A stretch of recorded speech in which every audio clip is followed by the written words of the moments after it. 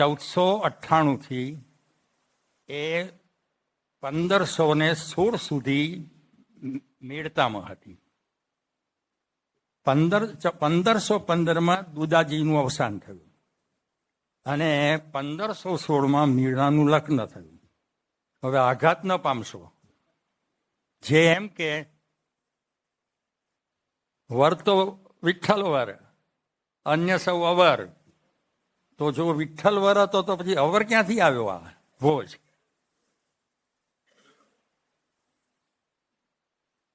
મેરે તો ગિરધર ગોપાલ, દૂસરો ન કોઈ તો દૂસરો ક્યાંથી આવ્યો? નથી આવ્યો ભાઈ, નથી આવ્યો. લગ્ન કર્યું છે પણ ન કર્યા જેવું કર્યું છે. હવે એની સહેજ વિગતે વાત કરવા જેવી છે. મીરા લગ્ન કરે આ પ્રશ્ન વ્યાજબી છે, ન જ કરે ને નથી જ કર્યું એમ મારે કહેવું છે. એનો સંદર્ભ જોઈશું. હવે આપણે રાણા સંઘની વાત કરવી પડશે. અહીંયા એક બીજું પાત્ર પ્રવેશ કરે છે. રાણા સંઘ, મેવાડનો રાણા, શિર્ષોદય વંશનો, એટલે સિસોદિયા વંશનો. એ શૈવ ધર્મી હતો. મીરા વૈષ્ણવ ધર્મી હતી, દુદાજી વૈષ્ણવ ધર્મી હતા. એ વૈષ્ણવ ધર્મી રાજકુટુંબ હતું. આ મેળતાનું રાજકુટુંબ શૈવ ધર્મી હતું. અને રાણા પ્રતાપ એ સમયનો મહાન મુત્સદ્દી, એ સમયનો એક શૂરવીર, એ સમયનો એક વીર પુરુષ, જેનામાં ટ્રીમેન્ડસ પોલિટિકલ વિઝડમ હતું, જે સતત સક્રિય હતો ભારત વર્ષની એકતા માટે, ભારત વર્ષની સ્વતંત્રતા માટે. આજુબાજુ વિદેશીઓને વિધર્મનું શાસન હતું. દિલ્હીમાં બાબર હતો, ગુજરાતમાં સુલતાનો હતા, માળવામાં મહેમૂદ બીજો હતો એ વખતે એના સમયમાં, અહીં મુઝફ્ફર બીજો હતો, ત્યાં બાબર હતો. આની વચ્ચે સંગ્રામસિંહનું રાજ્ય હતું. એટલે સંગ્રામસિંહની પાસે એક દર્શન હતું એકતાનું, અંદર નાના નાના રાજ્યોનું, જેથી કરીને એની જો એકતા થાય તો એમાંથી એક મોટું બળ ઊભું થાય અને તો એ બાબરને પહોંચી શકે. આ એની મહત્વાકાંક્ષા હતી. એટલે એને લગ્ન સંબંધ દ્વારા રાજકીય એકતાનો પુરુષાર્થ કર્યો હતો, પ્રયત્ન કર્યો હતો. એટલે એને આજુબાજુના નાના મોટા રાજ્યો હતા એમની સાથે લગ્ન સંબંધો કર્યા હતા. 5 વૈષ્ણવ ધર્મી રાજકુટુંબની કન્યાઓને પરણ્યો હતો. એસે એને 28 પત્નીઓ હતી. એ પત્નીઓ નહોતી, એ આપણે પછી જોઈશું શું હતું એ રાજકીય એક સ્ટ્રેટેજી હતી. It's a political strategy. તો મેળતા સાથે જે રાજકીય સંબંધ નહોતો થયો. ને વિરમદેવ, મીરાનો કાકો, એ પરમ મિત્ર હતો રાણાસિંહ. રાણાસિંહનું આ તો એનું લાડનું નામ છે, લોકપ્રિય નામ છે રાણાસિંહ. એનું સાચું નામ તો સંગ્રામસિંહ છે. એ સાચે જ સંગ્રામસિંહ હતો. એને સંગ્રામો જ લડ્યા કર્યા છે જીવનમાં, બીજું કંઈ કર્યું જ નથી. એમણે જોઈશું આપણે કેટલા સંગ્રામ કર્યા છે એણે. હવે આ એનો હેતુ હતો, આ એનો રાજકીય હેતુ તો રાજકીય દેશ કે લગ્ન સંબંધ દ્વારા જે પછી અકબરે કર્યું, જે કામ અકબરે આ જ કામ. પણ અકબરે શું કર્યું? અંદર ના કર્યા હિન્દુ રાજ્યોના સંબંધો લગ્ન, એને હિન્દુ મુસલમાન વચ્ચે કર્યા. એ એક ડગલું આગળ ગયો હતો. ત્યાં મીરા આવે છે. That is the greatest achievement of Meera. We will come to it at the end. તો વિરમદેવ એનો પરમ મિત્ર, એનો સહાયક, એને રાણા સંઘને મદદ કરવાની ઈચ્છા હતી, સહાય કરવાની ઈચ્છા હતી. એટલે એને થયું કે જો મેળતાનું રાજ્ય લગ્ન સંબંધ દ્વારા રાજકીય જોડાણ કરે તો મેવાડનું અને રાણા સંઘનું બળ વધે. એટલે એને મીરાની આગળ પ્રસ્તાવ મૂક્યો કે તું લગ્ન કર મેળતાના રાજ પાટવીપુત્ર રાજકુમાર ભોજ સાથે. મીરાએ અસ્વીકાર કર્યો. એટલે એને સમજાવ્યું કે આ લગ્ન નથી, તારે જે કરવું હોય તે કરજે, પણ તું જાહેર કર કે રાજકીય જોડાણ થયું છે લગ્ન સંબંધ દ્વારા. એટલે મીરાને થયું કે આ કંઈ રસ લેવા જેવું છે. એટલે એને કહ્યું હું શરતે લગ્ન કરું, હું લગ્ન ભોગવીશ નહીં અને ભોજને સંતાન આપીશ નહીં, અને હું મારા ધર્મ જીવનનું જ કાર્ય કર્યા કરીશ, હું પ્રભુમય જીવન જીવ્યા કરીશ અંત લગી. એ શરતે. શું આ સ્ત્રી છે ભારત વર્ષના સમાજમાં, તે મધ્યકાળમાં ને તે રાજસ્થાનમાં આ સ્વતંત્રતા કલાપી ને ગાંધી 2 જણા મોઈ પડ્યા છે. હતો નરસિંહ, હતી મીરા, ખરા ઇલ્મી ખરા સુરા, અમારા કાફલામાં એ મુસાફિર 2 હતા પૂરા. સુરા રાણા પ્રતાપ ને શિવાજી સુરવીર. સુરવીર તો રાણા સંઘ હતો, એને એકતા કરી રાજ્યોની 28 પત્નીઓ કરીને, અને બાબરની સામે 2 વાર લડ્યો, ગુજરાતને માળવાની સામે લડ્યો અને જીત્યો અડધું, લોંદીની સામે પણ લડ્યો અને જીત્યો. આ બધી વાત પછી આવશે, એમાં બધી વિગતો પૂરવી પડશે આપણે, આટલું કહે નહીં ચાલે. મેં એમ કહ્યું ને પ્રતાપ અને શિવાજીથી વધુ સુરવીર હતો, એટલે અમારી જવાબદારી થઈ કે એણે શું કર્યું હતું અને બીજાઓએ શું કર્યું હતું. તો આ સ્વતંત્રતા સાથે એને શરત કરી. આ લગ્નો આવા યુરોપમાં પણ થતા હતા, જેમ કે સ્પેનની કુંવરીનો લગ્ન ઇંગ્લેન્ડના રાજાના દીકરા સાથે થયો, એટલે મુંબઈનો ટાપુ ડાબરીમાં લખી આપ્યો. કેમ તો કે ઓલેન્ડની સામે લડવું હતું, એ 2 રાજ્યો ભેગા થાય તો બળ બેવડું થાય અને સૈન્ય મોટું થાય, બંનેનું સૈન્ય સાથે લડવા જાય. તો આવા લગ્નોને મારિયાસ ધ કોવેનાસ કહે છે, મેરેજ ઓફ કન્વિનિયન્સ કહેવાય છે, સગવડનું લગ્ન. એ જે લગ્ન છે જ નહીં, લગ્ન ન કર્યા જેવું લગ્ન છે આ. તો આવું લગ્ન મીરાએ કર્યું અને એ 1516ની સાલમાં મેળતાથી એ મેવાડ ગયા અને ત્યાં એ 16 વર્ષ રહ્યા છે. 1516 થી 1532 એમનો મેવાડ વાસ 16 વર્ષનો હતો. ગયા. હવે જનશ્રુતિમાં એવું છે કે મીરાને મેવાડમાં ધાર્મિક ત્રાસ આપવામાં આવ્યો હતો. આ ખોટું છે. આ પ્રાકૃત જનોનો વિચાર છે કે ધાર્મિક ત્રાસ હતો. એ ધાર્મિક ત્રાસ નહોતો, એ રાજકીય ત્રાસ હતો, એ પછી આપણે જોઈશું. તો ધાર્મિક ત્રાસ હોઈ જ ન શકે, કારણ કે રાણા સંઘ પોતે 5 વૈષ્ણવ ધર્મી રાજકુટુંબમાંથી કન્યાઓને પરણ્યા હતા.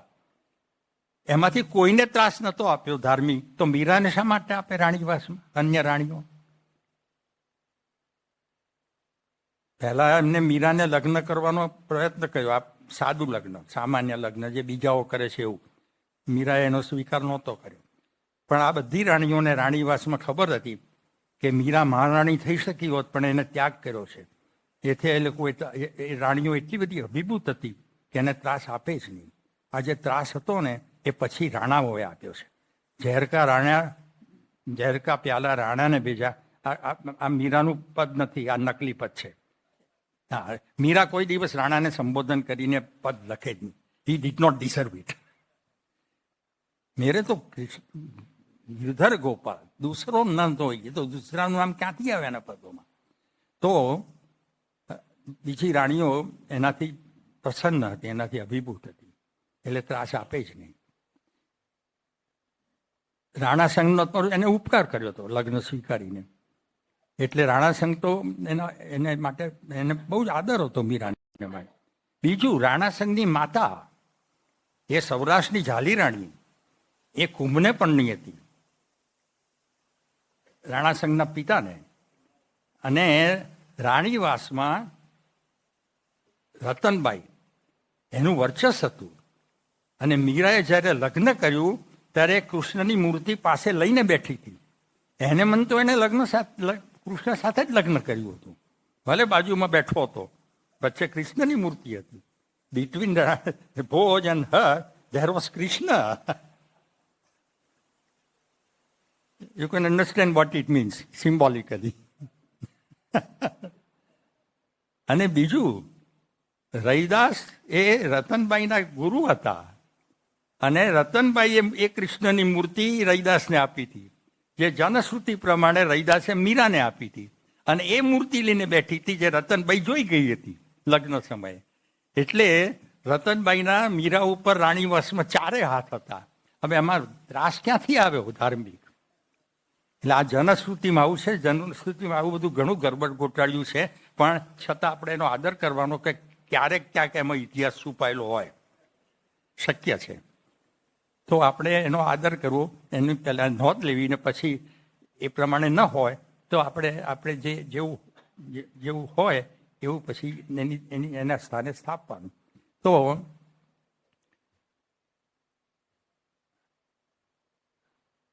આ રાજકીય ત્રાસ જે હતો ને, એની એક ભૂમિકા છે. 1516માં મીરા મેવાડમાં પાટવીપુત્રની રાણી તરીકે આવી, પત્ની તરીકે આવી. પછી 1518માં ઇબ્રાહિમ લોધી પર આક્રમણ કર્યું, રાણા સંગે યુદ્ધ કર્યું, અને એમાં એનો વિજય થયો. પણ એ મરણતોલ ઘવાયો રાણા સિંહને, એનો એક હાથ કપાઈ ગયો. અને એ જ યુદ્ધમાં ભોજને પણ ગંભીરપણે ઈજા થઈ, એ ઘાયલ થયો. એટલે પછી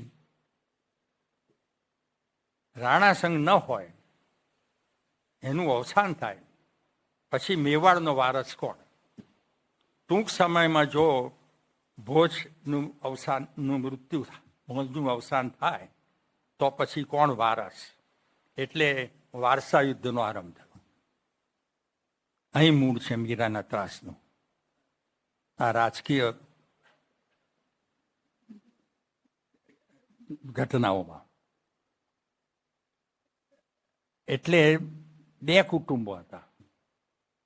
એક બુંદીના રાજકુટુંબની કરમેતનબાઈ, એ ભોજની પત્ની હતી.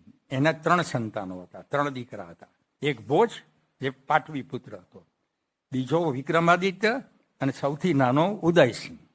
અને બીજું હતું જે બહુ જ ખટપટિયું, કાવા દાવાવાળું, પ્રપંચી, એવું જોધપુરનું રાજકુટુંબ હતું. એની કન્યા ધનબાઈ એ રાણા સંઘને પરણી હતી, અને એને એકનો એક પુત્ર રતનસિંહ હતો. હવે આ 2 કુટુંબો વચ્ચે સ્પર્ધા હરીફાઈ કે કોણ થાય. રાણા સંઘનું ભોજનું મૃત્યુ થાય તો સ્થાપવો તો પડે ને વારસ તરીકે કોઈ ભોજન સ્થાને. તો કોને સ્થાપવો? તો એને માટે વિગ્રહ થયો, આંતરવિગ્રહ 2 કુટુંબ વચ્ચે. એટલામાં માળવાના મહમૂદ બીજાએ અને ગુજરાતના મુઝફ્ફર બીજાએ મેવાડ પર આક્રમણ કર્યું. એટલે રાણા સંઘ યુદ્ધભૂમિ પર ગયો. એની ગેરહાજરીનો લાભ લઈ, એની અનુપસ્થિતિનો લાભ લઈ અને જોધપુરના રાજકુટુંબે એક ષડયંત્ર રચ્યું.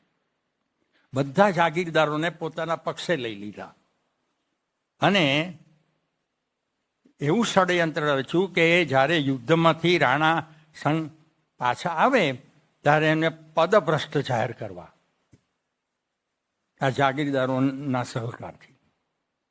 આ ષડયંત્ર નિષ્ફળ ગયું.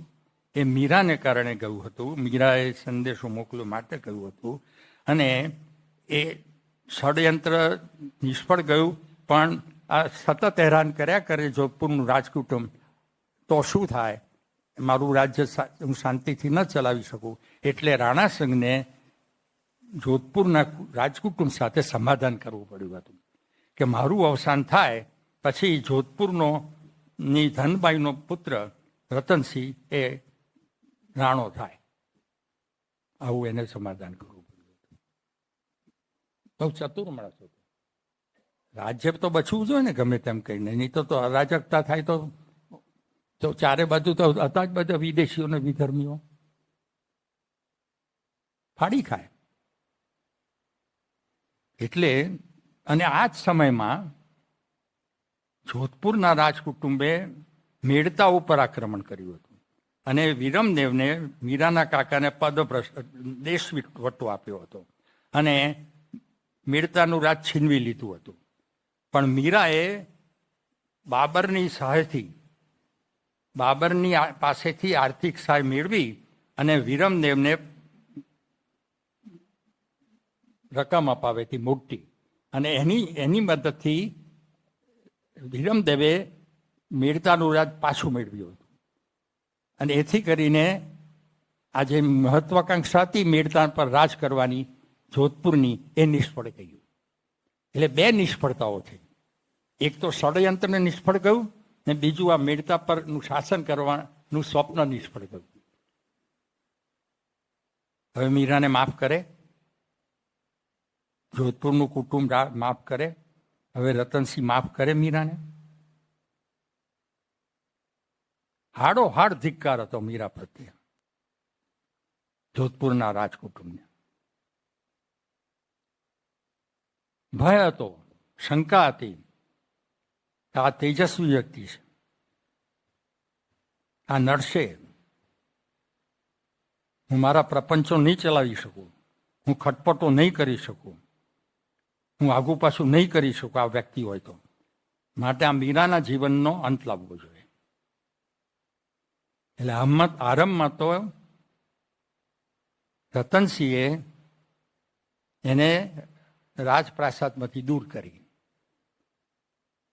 એની આવક પર કાપ મૂક્યો, એની દાસદાસીઓની સંખ્યા પર કાપ મૂક્યો, એક દાસીને જાસૂસ તરીકે નિમી અને એને નજર કેદમાં રાખી, એને લગભગ કારાવાસમાં રાખી. પછી ત્યારે નાગ પ્રેષણ અને વિષ પ્રેષણની પ્રથા પ્રચલિત હતી. એટલે એણે સેવકો સાથે ફૂલના હારને બાને શાપમાં નાગ મોકલ્યો મીરાને, એના જીવનનો અંત લાવવા માટે. મીરાની જિંદગીને ભય હતો. આ ત્રાસ સામાન્ય ત્રાસ નહોતો. ગાંધીજીને તો 3 ગોળી મારી આપણે, મીરાને કરી શક્યા હોત આ લોકો. પણ મીરા ને કોને કોને બચાવ્યું એ આપણે બહુ જાણવા જેવી વસ્તુ છે. સેવકોની સાથે મોકલ્યો ને જાત, કે સેવકોએ નાગને બદલે ફૂલનો હાર મૂક્યો છાપમાં, વિષને બદલે ચરણામૃત મૂક્યું. આ ચમત્કાર કોણે કર્યો? સેવકોએ કર્યો. તમારે કહેવું હોય તો કહો કે સેવકોને કોણે સુજાડ્યું? પરમેશ્વરે. તો પરમેશ્વરે, પણ પ્રત્યક્ષ નથી કર્યો. પરમેશ્વર કોઈ દિવસ પ્રત્યક્ષ જાતે આવીને કશું કરતો નથી. સારું છે કે ઈશ્વર હાજર નથી થતો તમારી સામે. એ હજારો સૂર્યથી પણ વધારે તેજસ્વી છે. સામે ઉભો રહે ને તમે આધા થઈ જાઓ. સારું છે, એટલો દયાળુ છે કે નથી આવતો. તો આ જે ચમત્કાર છે ને, એ આજે પ્રેમ હતો ને સેવકોના હૃદયમાં, એ ચમત્કાર. પ્રેમથી કોઈ મોટો ચમત્કાર છે? આ ચમત્કાર.